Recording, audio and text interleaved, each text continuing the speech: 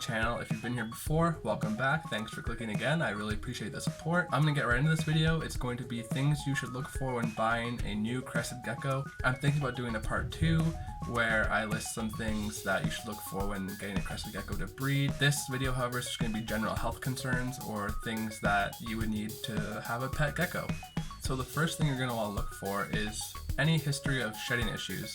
Most of the time, juvenile and baby Crested Geckos are pretty prone to having shedding issues. It's not a big issue, but if you're getting a new gecko, that's not something you want to deal with right off the bat. It's just a lot less stress in general.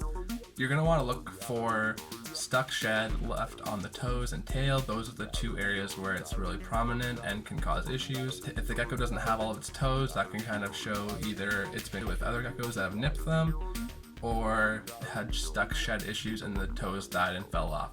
The next thing you're going to want to look for is you're going to want to check the gecko's mouth and its nose.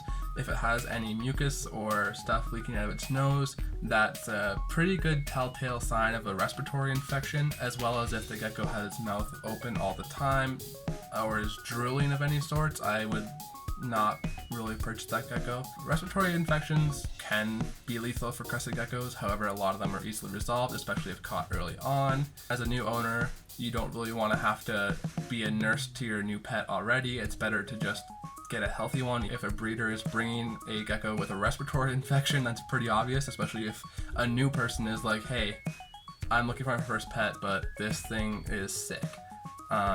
I wouldn't really trust that breeder. And just because it's a good high-end breeder or it's a very reputable breeder doesn't mean you shouldn't check the animals.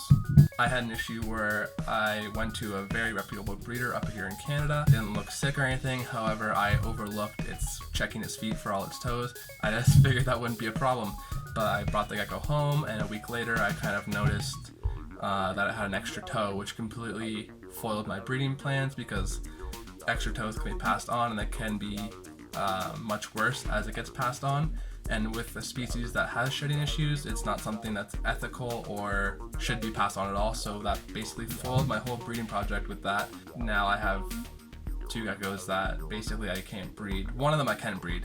I just need to find a new male for her. Another thing to add for this, for the extra toes or missing toes, is also look for an overbite or underbite. With baby geckos, if you notice it already, it can get much worse. And again, it's just one of those things that can be kind of halted, but it's not really something you can get rid of, and it's just better to get a healthy gecko right off the bat if it's your first one. And the third thing I'm going to tell you to look out for is I would ask the breeder lots of questions. This does relate to the gecko in general, but it's also just good practice.